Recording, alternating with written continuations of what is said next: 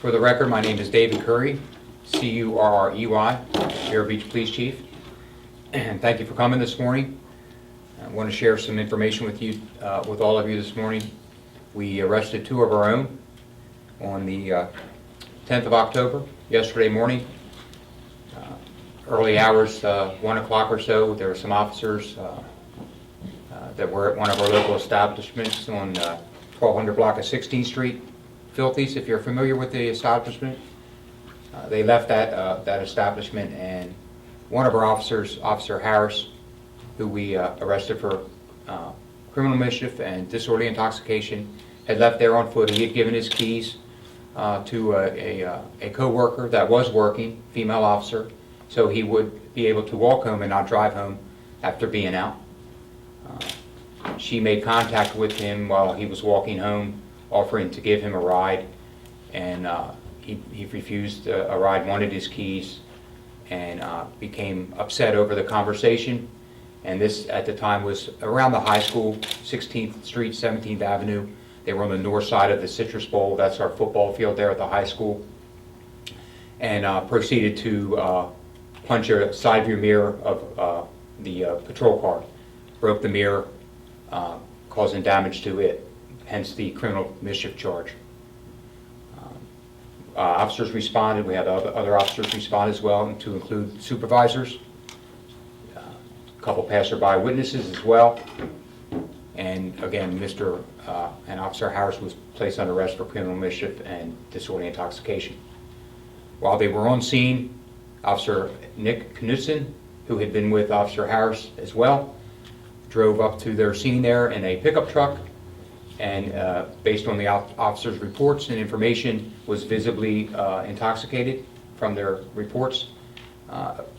They could smell alcohol coming from him, so they proceeded to do a field sobriety test and an investigation regarding DUI, and he was subsequently arrested for DUI from that scene, and that was done by Sergeant Cox, the arrest, and Officer Harris was arrested by Corporal Kenneth Brock.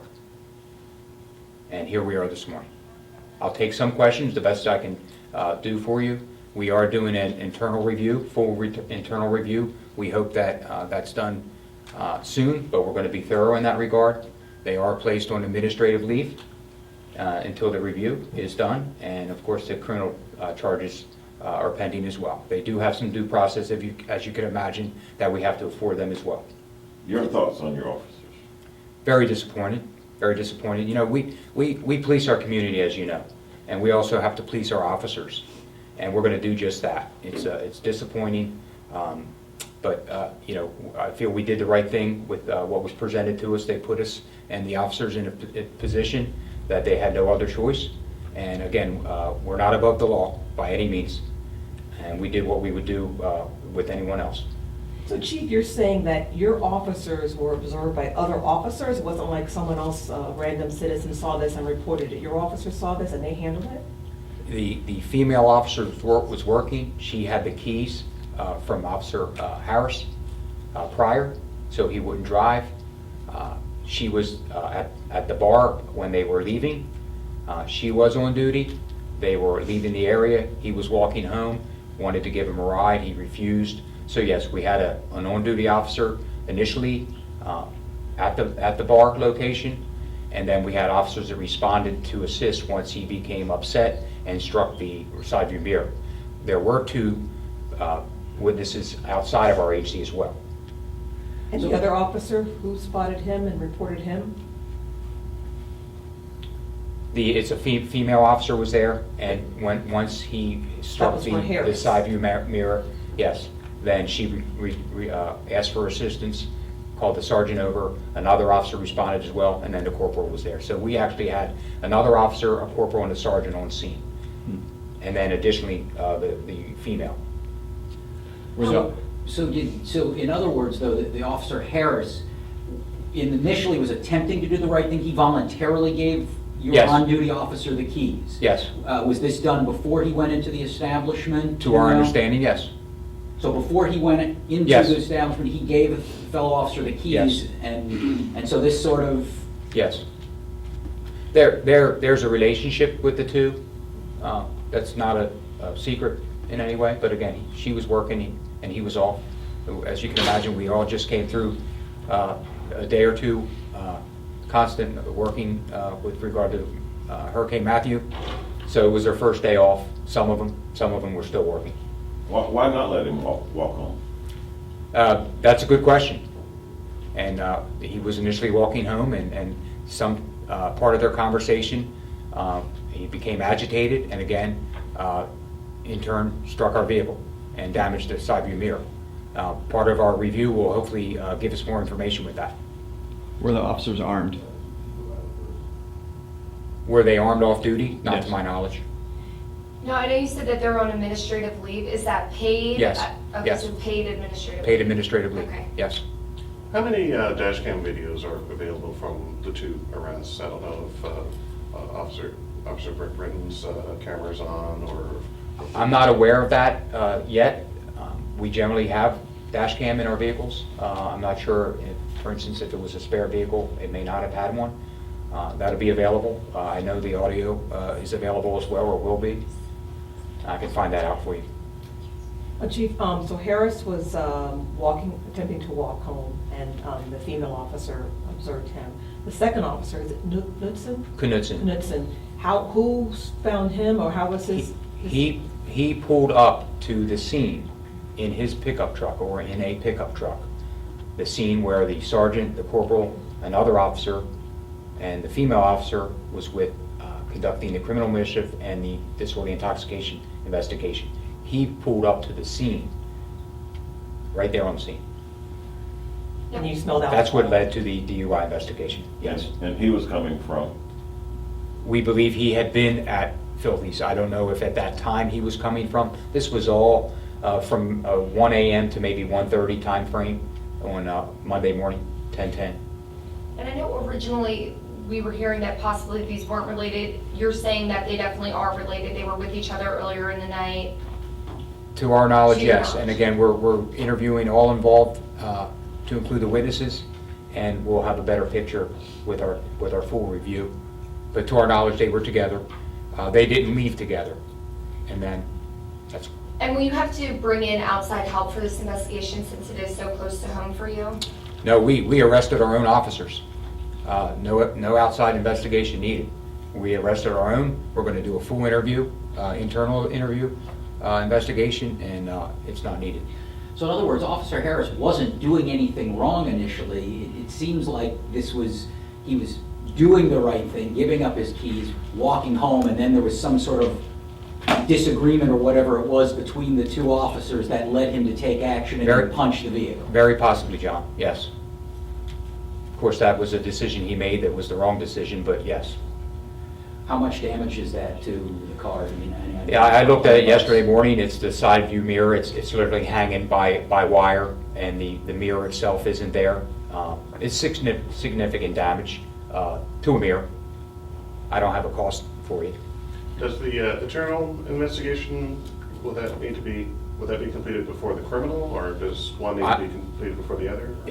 Not necessarily, but you know, we know how the criminal proceedings work, and they're a little slow because of the busy world we live in, but the internal will be done before that. I don't believe it'll take too terribly long, to be honest with you. How long had each officer been on the force, or has been on the force, and did either have any severe disciplinary actions beforehand? Officer Harris just passed his 3-year reunion with the police department. He's 30 years of age. Officer Knutson is almost at a 3-year mark, I believe about 2.8, and he's 27. And I think he had a written reprimand. Officer Knutson had a written reprimand at one point for striking a stop sign with a vehicle and causing minor damage. Other than that, they both have several commendations. Officer Harris, not too long ago, was one of our Officer of the Quarters and had actually been nominated for Officer of the Quarter more than once. So their record is relatively clean throughout with the 3 years that they've been on. And they're not in any probationary status, obviously, having been here 3 years. It'd be after 1 almost, year, after then you're a year. released. Okay. Chief, any levels, alcohol levels that we know of, either of the officers, anything like that? No, and no blood or anything was drawn in this investigation, to my knowledge, so we won't have that. It'll be based on the experience of the officers, and the officers there were very experienced. Corporal Brock, almost 27 years, motor officer, traffic involved. Officer Vasquez, drug and narcotics investigations and experience. Sergeant Cox, drug and investigation experience with multiple years. So quite a bit of experience at the scene, without question. So no sobriety test or anything like that? They did perform some field sobriety tests, yes. Did they refuse to blow, or you guys just? Yes, he did. Not they, he. The DUI, Officer Knutson, yes. Disorderly intoxication doesn't warrant a breath test. What about the other guy? Officer Knutson refused, yes. Okay. Yes, for the DUI investigation.